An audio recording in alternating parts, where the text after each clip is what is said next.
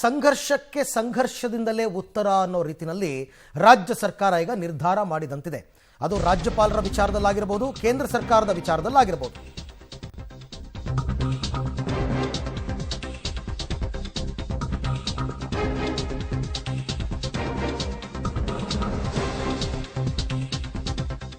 ಸಂಘರ್ಷಕ್ಕೆ ಸಂಘರ್ಷವೇ ಉತ್ತರ ಎಂಬಂತೆ ಹೊರಟಂತಹ ರಾಜ್ಯ ಸರ್ಕಾರ ಈಗ ಪಶ್ಚಿಮ ಬಂಗಾಳ ಮತ್ತು ದೆಹಲಿ ಮಾದರಿಯಲ್ಲೇ ರಾಜ್ಯ ಸರ್ಕಾರದ ಸಂಘರ್ಷ.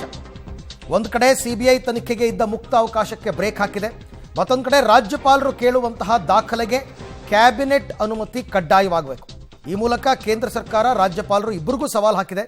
ಕೇಂದ್ರ ಸರ್ಕಾರ ಮತ್ತು ರಾಜಭವನದ ಜೊತೆ ಸಂಘರ್ಷಕ್ಕೆ ಇಳಿದಿದೆ ರಾಜ್ಯ ಸರ್ಕಾರ. ಹಾಗಾದರೆ ರಾಜ್ಯ ಸರ್ಕಾರದ ಲೆಕ್ಕಾಚಾರ ಏನು ಅಂತಕ್ಕಂಥದ್ದು ಪ್ರಶ್ನೆ. ನೋಡಿ, ಈ ಕೆಲವೊಂದು ತೆರಿಗೆ ಹಣ ವಾಪಸ್ ರಾಜ್ಯಕ್ಕೆ ಬರಬೇಕಾಗಿದ್ದಂತಹ ವಿಚಾರ, ಇದೆಲ್ಲ ವಿಚಾರದಲ್ಲಿ ಕೇಂದ್ರ ಸರ್ಕಾರದ ಜೊತೆ ಸಂಘರ್ಷಕ್ಕಿಳಿತು. ಯಾವಾಗಿಂದ ಇದು? ಅಕ್ಕಿ ಕೊಡಲ್ಲ ಅಂದ್ರಲ್ಲ ಅನ್ನಭಾಗ್ಯ ಯೋಜನೆಗೆ, ಅವಾಗಿಂದನೇ ಕೇಂದ್ರದ ವಿರುದ್ಧ ಸಂಘರ್ಷ. ಆಮೇಲೆ ನಮ್ಮ ತೆರಿಗೆ ಪಾಲು ನಮಗೆ ಕೊಡ್ತಾ ಇಲ್ಲ ಸರ್ಕಾರ. ಹೆಂಗೆ ಅಂತಂದರೆ ಡೆಲ್ಲಿಗೆ ಹೋಗ್ಬಿಟ್ಟು ಇವರು ಪ್ರೊಟೆಸ್ಟ್ ಮಾಡಿದರು ಕೇಂದ್ರ ಸರ್ಕಾರದ ವಿರುದ್ಧ, ಸಿದ್ದರಾಮಯ್ಯ ನೇತೃತ್ವದ ಕಾಂಗ್ರೆಸ್. ಅವಾಗಿಂದನೂ ಕೇಂದ್ರ ಮತ್ತು ರಾಜ್ಯಪಾಲರ ನಡುವಿನ ಸಂಘರ್ಷ ಈಗ ಒಂದು ರೀತಿ ತಾರಕಕ್ಕೇರಿದಂತೆ ಕಂಡು ಬರ್ತಾ ಇದೆ. ಈ ಬಗ್ಗೆ ಮತ್ತಷ್ಟು ಮಾಹಿತಿ ನನ್ನ ಕೊಲೀಗ್ ಸುಖೇಶ್ ಅವರಿಂದ ಪಡೆಯೋಣ. ಸುಖೇಶ್, ಇರ್ಬೋದು ಈಗ ಕೇಂದ್ರ ಸರ್ಕಾರದ ವಿರುದ್ಧ ರಾಜ್ಯಪಾಲರ ವಿರುದ್ಧ ಸಂಘರ್ಷದ ದಾರಿಗೆ ಹೋಗಿರ್ಬೋದು ರಾಜ್ಯ ಸರ್ಕಾರ. ಹಾಗಂತ ಕೇಂದ್ರ ಸರ್ಕಾರ ಮತ್ತು ರಾಜ್ಯಪಾಲರ ಸಹಕಾರವಿಲ್ಲದೆ ರಾಜ್ಯ ಸರ್ಕಾರ ಸುಸೂತ್ರವಾಗಿ ನಡ್ಕೊಂಡು ಹೋಗೋಕ್ಕಾಗಲ್ಲ. ಅದನ್ನು ಕೂಡ ಗಮನದಲ್ಲಿ ಇಟ್ಕೋಬೇಕಾಗಿತ್ತ ಕಾಂಗ್ರೆಸ್ ಅಂತ. ಒಂದು ಸ್ಪಷ್ಟ ಅರವಿಂದ್, ಯಾಕಂದ್ರೆ ರಾಜ್ಯಪಾಲರ ವಿಚಾರದಲ್ಲಿ ಸರ್ಕಾರ ಮೊದಲಿದ್ದೇನೆ ಅಂತ ಅಗ್ರೆಸಿವ್ ಆಗಿ ರಿಯಾಕ್ಟ್ ಮಾಡಲಿಲ್ಲ, ಅಥವಾ ರಾಜ್ಯಪಾಲರು ಕೂಡ ಸರ್ಕಾರದ ವಿಚಾರದಲ್ಲಿ ಎಲ್ಲೂ ಕೂಡ ಅಷ್ಟೊಂದು ಅಗ್ರೆಸಿವ್ ಆಗಿ ರಿಯಾಕ್ಟ್ ಮಾಡಿರಲಿಲ್ಲ. ಆದರೆ ಯಾವಾಗ ಪ್ರಾಸಿಕ್ಯೂಷನ್ ವಿಚಾರ ಬಂತೋ ಆ ನಂತರದಲ್ಲಿ ಒಂದು ರೀತಿಯ ಜಿದ್ದಾಜಿದ್ದಿ ಶುರುವಾದಂತೆ ಕಾಣಿಸ್ತು ಸರ್ಕಾರ ಮತ್ತು ಗವರ್ನರ್ ಅವರ ನಡುವೆ. ಅಂದರೆ ಕೌಂಟ್ರು ಪ್ರತಿ ಕೌಂಟ್ರು, ಅವರು ಬರೆಯುವ ಪತ್ರಕ್ಕೆ ಇವರು ಕ್ಯಾಬಿನೆಟ್ ನಿರ್ಣಯವನ್ನು ಮಾಡುವಂಥದ್ದು, ಅವರು ಕೊಡುವಂಥ ಪ್ರಾಸಿಕ್ಯೂಷನ್ಗೆ ಇವರು ವಿರೋಧವನ್ನು ವ್ಯಕ್ತಪಡಿಸಿ ಕ್ಯಾಬಿನೆಟ್ ನಿರ್ಣಯವನ್ನು ಮಾಡುವಂಥದ್ದು, ವಿಪಕ್ಷ ನಾಯಕರ ವಿರುದ್ಧ ಯಾಕೆ ನೀವು ಇನ್ನೂ ಕೊಟ್ಟಿಲ್ಲ ಪ್ರಾಸಿಕ್ಯೂಷನ್ ಅನ್ನೋದಕ್ಕೆ ಮತ್ತೆ ಕ್ಯಾಬಿನೆಟ್ ನಿರ್ಣಯವನ್ನು ಮಾಡುವಂಥದ್ದು, ಹೀಗೆ ಅದು ಜಟಾಪಟಿ ಜೋರಾದಾಗ ರಾಜ್ಯಪಾಲರ ಪತ್ರ ವ್ಯವಹಾರಗಳು ಮತ್ತಷ್ಟು ಜೋರಾಗ್ತಾ ಹೋಯಿತು. ಅಂದರೆ ಸಂಘರ್ಷವೇ ಪ್ರತಿಕ್ರಿಯೆ ಅನ್ನುವ ರೀತಿಯ ಒಂದು ನಿರ್ಧಾರವನ್ನು ಸರ್ಕಾರ ಮಾಡ್ತಾ ಅಂತ ಅನಿಸಿದ್ದು. ನಿನ್ನೆ ಮತ್ತೆ ಕ್ಯಾಬಿನೆಟ್ ನಿರ್ಣಯವನ್ನು ಮಾಡ್ಕೊಂಡಿದ್ದು, ರಾಜ್ಯಪಾಲರಿಗೆ ಯಾವ ಕಾರಣಕ್ಕೂ ಕೂಡ ದಾಖಲೆಗಳನ್ನ ಕೊಡಬಾರ್ದು, ಏನಿದ್ರು ಕ್ಯಾಬಿನೆಟ್ ಥ್ರೂ ಹೋಗಬೇಕನ್ನುವಂಥದ್ದು. ನೇರ ಸಂಘರ್ಷ ಹಿಂದೆ ಇದೇ ರೀತಿಯ ಒಂದಷ್ಟು ಜಟಾಪಟಿಗಳನ್ನು ವೆಸ್ಟ್ ಬೆಂಗಾಲ್ ನೋಡಿರ್ಬೋದು, ದೆಹಲಿಯಲ್ಲಿ ಕೇಜ್ರಿವಾಲ್ ಸರ್ಕಾರದಲ್ಲಿ ನೋಡಿರ್ಬೋದು, ರಾಜ್ಯಪಾಲರ ಜೊತೆಗೆ ಕೇಂದ್ರ ಸರ್ಕಾರದ ಜೊತೆಗೆ ಸಿಬಿಐ ವಿಚಾರದಲ್ಲಿ, ಹೀಗೆ ಬೇರೆ ಬೇರೆ ಹಂತದಲ್ಲಿ ಅದೇ ಮಾದರಿಯಲ್ಲಿ ಬಹುಶಃ ಸಿಬಿಐ ಕೂಡ ಮುಕ್ತವಾಗಿ ಪ್ರವೇಶ ಮಾಡಲಿಕ್ಕೆ ನಿರ್ಬಂಧ ಅನ್ನುವಂಥ ಒಂದು ನಿರ್ಣಯ, ಮತ್ತೆ ರಾಜ್ಯಪಾಲರಿಗೆ ಯಾವುದೇ ದಾಖಲೆಗಳನ್ನು ಕೊಡಬಾರ್ದು, ಅದು ಕ್ಯಾಬಿನೆಟ್ ಥ್ರೂ ಹೋಗಬೇಕನ್ನುವಂಥ ನಿರ್ಣಯ, ಇವೆಲ್ಲವೂ ಕೂಡ ಒಂದು ರೀತಿಯ ಸಂಘರ್ಷದ ವಿಧಾನ ಅಂತ ಕಾಣಿಸ್ತಾ ಇದೆ. ಹಾಗಾಗಿ ಸರ್ಕಾರ ಬಹುಶಃ ಎಲ್ಲೊಂದು ಕಡೆ ರಾಜ್ಯಪಾಲರು ಇಷ್ಟೊಂದು ಜಟಾಪಟಿ ಮಾಡುವಾಗ ನಾವು ಅದೇ ದಾರಿಯಲ್ಲಿ ಬರ್ತೀವಿ, ಸಂಘರ್ಷಕ್ಕೆ ಸಂಘರ್ಷವೇ ಪ್ರತಿಕ್ರಿಯೆ, ನೋಡೇ ಬಿಡೋಣ ಏನಾಗುತ್ತೆ ಅನ್ನುವಂಥ ಹಂತಕ್ಕೆ ಬಂದು ನಿಂತಂತೆ ಕಾಣಿಸ್ತಾ ಇದೆ.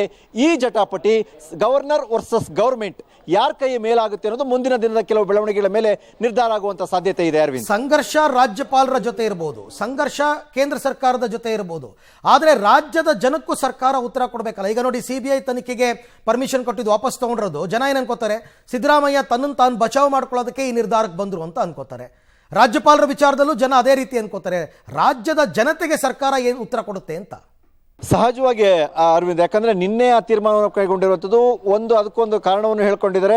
ವಾಲ್ಮೀಕಿ ಅಭಿವೃದ್ಧಿ ನಿಗಮದ ವಿಚಾರದಲ್ಲಿ ನಾಗೇಂದ್ರ ಅವರ ಬಗ್ಗೆ SIT ಕೊಟ್ಟಂತ ತೀರ್ಪಿನಲ್ಲಿ ಅವರ ಹೆಸರೇ ಅಂದ್ರೆ ಅವರ ಪಾತ್ರವೇ ಇರಲಿಲ್ಲ.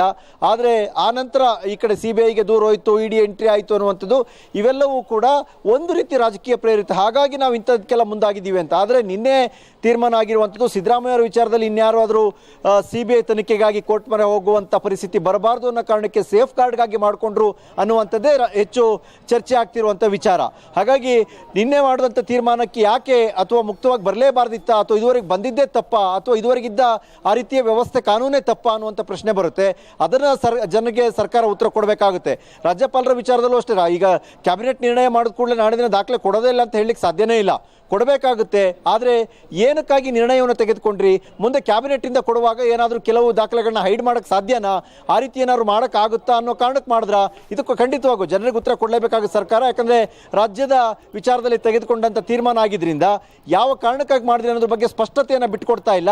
ಆದರೆ ಬಹುತೇಕ ಈಗಾಗಿರುವ ಬೆಳವಣಿಗೆಗಳ ಸುತ್ತಮುತ್ತ ಕಾರಣಕ್ಕೆ ಇದು ಮಾಡಿದರೆ ಅನ್ನುವಂಥದ್ದು ಕೂಡ ಸಾಕಷ್ಟು ಚರ್ಚಿತವಾಗ್ತಿರುವಂಥ ವಿಚಾರ ಕೂಡ. Arvind, right Sukhesh, thank you. ತಮ್ಮ ಎಲ್ಲ ಮಾಹಿತಿಗೆ ಧನ್ಯವಾದ. ಸೊ ಜನಕ್ಕೆ ಒಂದು ಮೆಸೇಜ್ ಪಾಸ್ ಮಾಡಬೇಕು ರಾಜ್ಯ ಸರ್ಕಾರ. ನಾವು ತಗೊಂಡಿರ್ತಕ್ಕಂಥ ನಿರ್ಧಾರ ರಾಜ್ಯದ ಜನತೆಯ ದೃಷ್ಟಿಯಿಂದ ಸರಿಯಾಗಿದೆ ಅಂತ. ಬಟ್ CBI ವಿಚಾರದಲ್ಲಿ ರಾಜ್ಯದ ಜನತೆಗೂ ಅದಕ್ಕೂ ಏನು ಸಂಬಂಧ? ಜನ ಏನು ಅನ್ಕೋತಾರೆ, ಇವ್ರು ಬಚಾವ್ ಮಾಡ್ಕೊಂಡಿದ್ದಾರೆ ಅಂತ. ರಾಜ್ಯಪಾಲರ ವಿಚಾರದಲ್ಲೂ ಅಷ್ಟೇ, ರಾಜ್ಯಪಾಲರೇನು ಅವರು ನಿರ್ಣಯವನ್ನು ಕೈಗೊಳ್ತಕ್ಕಂಥ ಇದಿಲ್ಲ ಆಡಳಿತಾತ್ಮಕವಾಗಿ. ಅವರಿಗೆ ಡಾಕ್ಯುಮೆಂಟ್ ಕೊಡೋದ್ರಲ್ಲಿ ಏನು ತಪ್ಪು, ಇವರ ಇದನ್ನು ಹುಳುಕನ್ನು ಇವರು ಮುಚ್ಚಿಟ್ಕೊಳ್ಳೋಕೆ ಹೀಗೆ ಮಾಡಿದ್ರ, ಹೀಗೆಲ್ಲ ಜನ ಮಾತಾಡ್ಕೋತಾರೆ.